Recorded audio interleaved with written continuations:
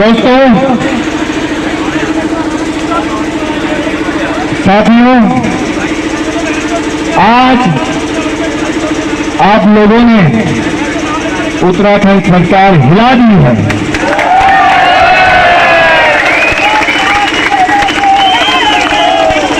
ये सरकार आपकी ताकत के आगे, आपके संघर्ष के आगे हिलने लगी है। और धामी जी जो चैन की नींद सोए हुए थे, जिन्होंने इस प्रदेश में लूट के रास्ते खोले हुए थे, वो नींद से जागे और कहने लगे हम मजबूत भू कानून की दिशा में आगे बढ़ रहे हैं। हम उनसे कहना चाहते हैं ये जनता से छल करना बंद कर दीजिए, हमारी जनता को धोखा देना बंद कर दीजिए। जब जब जनता सड़कों पर आती है, हमारे लोग, हमारी मातृशक्ति सड़कों पर आती है, तब तक धामी जी कहते हैं कि हम मजबूत भू कानून ला रहे हैं। 2 साल से हम यही सुन रहे हैं और हमें ये बात समझनी होगी। इस प्रदेश में जो जमीन की खुली लूट के रास्ते खोले हैं, उसी भाजपा सरकार में दादी और त्रिवेंद्र रावत ने खोले हैं। इस प्रदेश में आज तक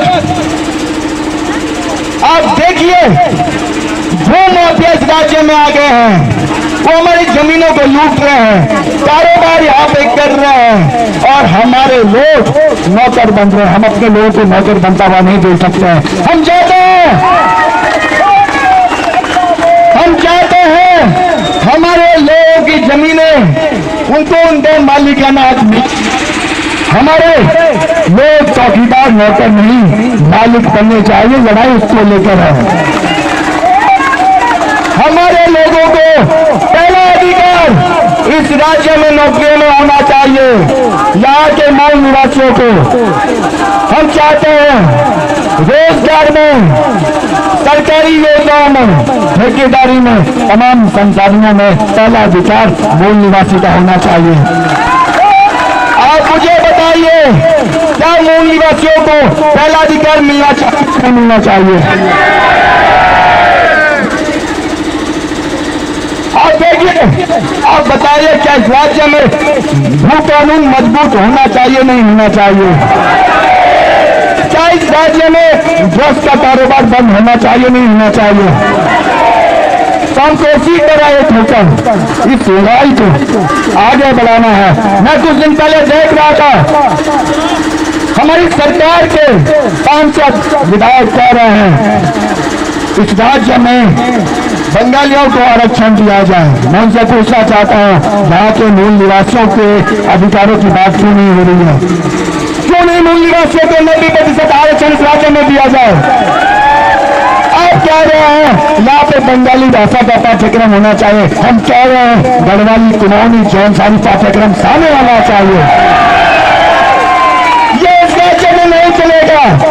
इस राज्य में छठ पूजा पर छुट्टी होती है और इतिहास पर कोई छुट्टी नहीं होती, कोई त्योहार नहीं होता।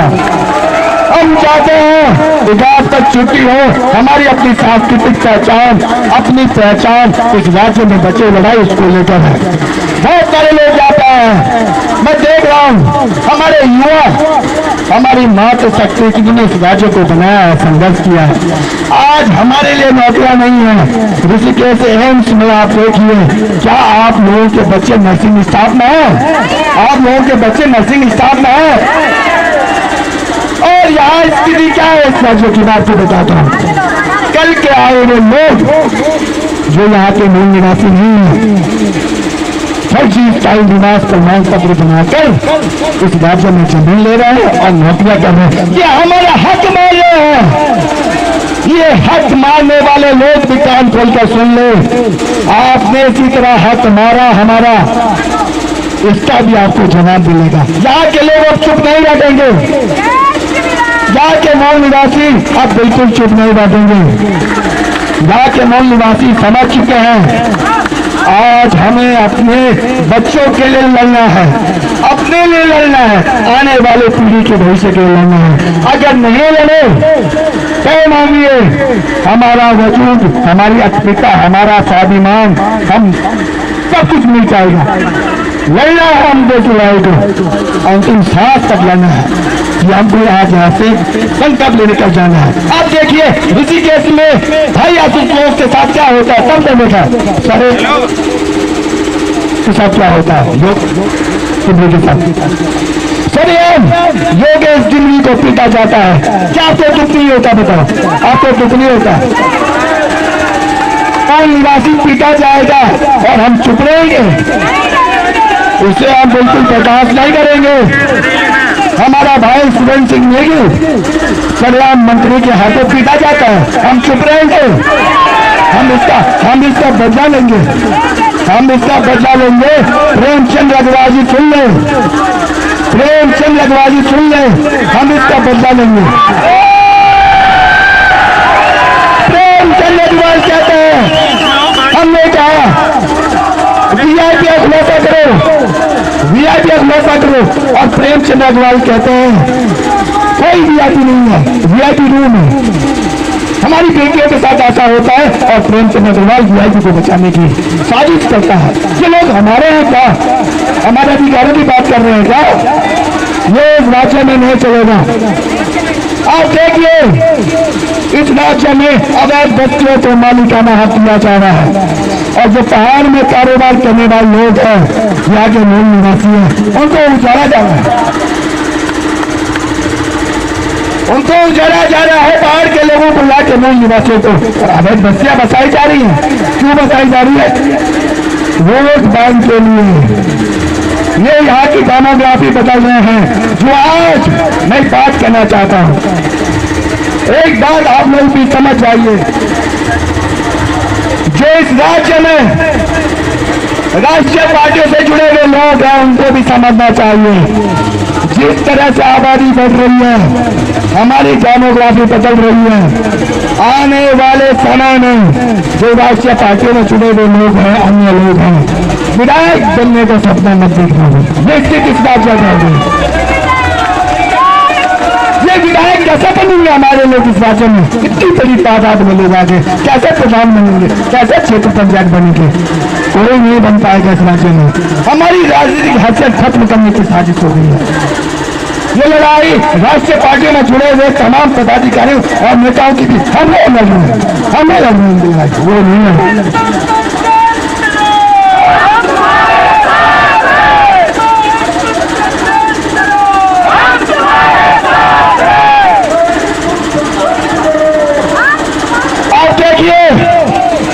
गैरसैंण में विधानसभा सत्र होता है, गैरसैंण में जो विधानसभा सत्र होता है, हम उम्मीद कर रहे थे वहां पर मजबूत भू कानून को लेकर विधेयक पारित होगा, वहां पर मूल निवास को लेकर विधेयक पारित होगा।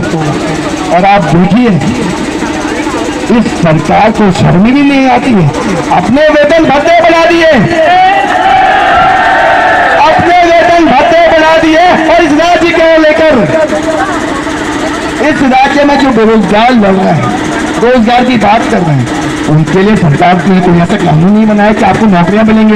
अपने वेतन भत्ते, अपनी सुविधाएं, इलाज आपको विदेशों में मिलेगा, और हमारे लोग सड़कों पर मरेंगे, सड़कों पर मरेंगे, हमारी माताएं सड़कों पर मरेंगी, हमारे बच्चे सड़कों पर मरेंगे, और आप विदेशों में इलाज करवाओगे। ये इस राज्य में नहीं चलना चाहिए। आप इस बात को समझिए, इस बात को समझिए, क्या कुछ इस राज्य में नहीं हो रहा है। मैं आपसे कहना चाहता हूं, कोई भी इस राज्य में सुरक्षित नहीं है, कोई भी सरेआम पीटा जा सकता है, कोई भी व्यक्ति सुरक्षित नहीं है। ये बात आप कान खोलकर सुन लीजिए, लड़ना ही पड़ेगा एक होकर। आज आपने अपनी ताकत दिखा दी, सब लोग हिल गए। इस राज्य का जो लोग इसमें यहाँ लूटने के लिए आए ना जमीनों को, नौकरियों को, थर्रा रहे हैं, कांप रहे हैं, यहाँ के मूल निवासी एक हो गए हैं। अब कैसे नौकरी कर पाएंगे, कैसे यहाँ पे जमीनें खरीद पाएंगे?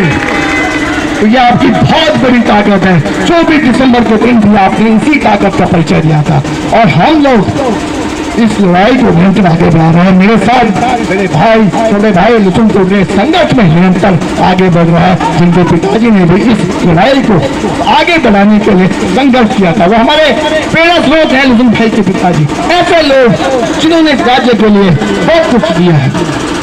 मैं यही कहना चाहता हूँ, बहुत सारे लोग हमारे साथ संघर्ष में जुड़े हुए हैं। आज इस बात की आवश्यकता है जो हम लोगों को समझना होगा। हम सभी को एक संकल्प लेके जाना है। माँ गंगा यहाँ पे बह रही है, माँ गंगा की कसम खानी होगी, उनका जल हाथ लेकर हम संकल्प लेकर जाएंगे। हम अपनी जमीन को इस तरह नहीं बिकने देंगे। हम अपने संसाधनों को लूटने नहीं देंगे। हम अपनी नौकरियों पर डाका डालने वालों को बताएंगे। यहाँ के मूल निवासियों के अधिकारों के लिए ये संघर्ष इसी तरह आगे बढ़ता रहेगा। आप लोगों की ताकत ही हमारी ताकत है। अगर आप लोग इस संघर्ष में साथ नहीं होते तो मेरी डुबरी कुछ भी नहीं कर पाता, कुछ भी नहीं कर पाता। और इस लड़ाई में आप लोगों की जो भागीदारी है, इस लड़ाई की वजह से ही ये संघर्ष आगे बढ़ रहा है। मोई जितनी बात छोटी सी भूमिका में मैं कुछ भी नहीं हूँ। अगर आप हैं तो हम लोग हैं, आपका संघर्ष है तो हम साथ में आपके खड़े हैं इस संघर्ष को आगे बढ़ाने के लिए।